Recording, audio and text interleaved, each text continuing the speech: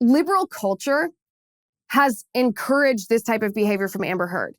They have actually praised this type of behavior from Amber Heard. And what she is doing is she's engaging in toxic femininity. I don't even like that phrase, toxic femininity. It's really toxic feminism, because femininity is a good thing. Femininity is given to us women from God. But toxic feminism is what she is engaging in, because the feminists tell us that feminism is about achieving equality under the law for women first, and then equality of opportunity. They want equity, in a sense, for women, which I don't agree with. But this is what the feminists tell us. They want equality under the law, and then they want equity. They want equal outcome.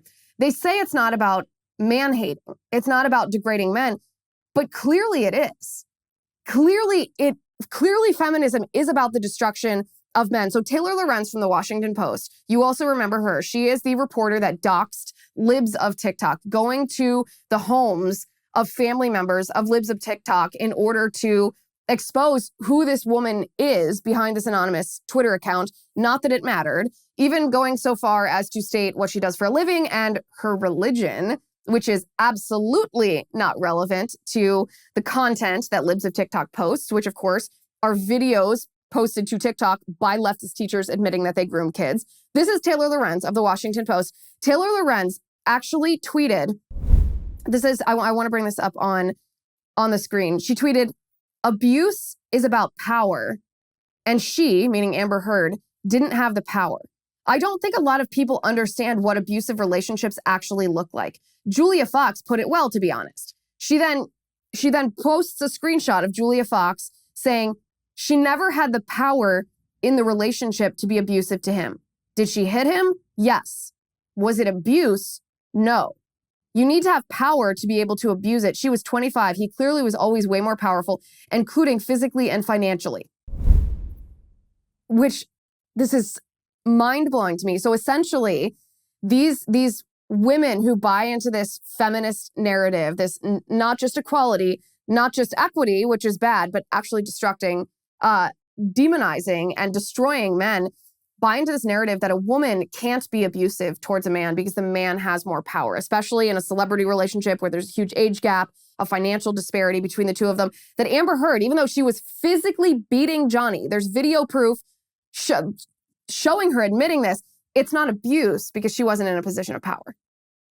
This is not only problematic in this case, isolated to this case. Obviously it is. Obviously this is abuse. You don't have to be a rocket scientist to recognize that this was domestic abuse instigated by Amber Heard. This is a much bigger problem because it's a pattern. We see this pattern in examples that I can pull from just the last couple of months of these very toxic females in Hollywood weaponizing this narrative coming from the woke left. And I'm not even going to call it a feminist narrative because it actually goes beyond that. It's an anti-man narrative. And they actually inflict abuse on men in order to destroying these men in order to propel themselves in their careers or in their lives. And by the way, in this case specifically, the Amber Heard, Johnny Depp, where are all the women, these so-called feminists who claim that they believe all women? Well, this is what the Me Too movement is. They are believing Amber Heard, who is patently unbelievable. This, like I said, this is a systemic problem that people don't want to talk about, or they won't talk about. In pop culture, this is very unpopular to talk about. But in these cases, and it's unpopular, by the way, because domestic abuse is often assumed to be a stronger man beating a woman who is not as strong as he is, because that's how men and women are, right? Men are typically physically stronger than women.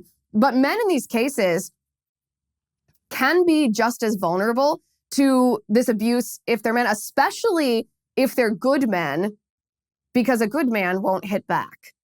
A good man won't even hit back in self-defense. I have no idea if Johnny Depp hit her back or if he engaged in violence, but a good man won't hit a woman back. So he is actually vulnerable to this type of abuse. And again, this is a systemic problem. And the examples from just the last couple months demonstrate this.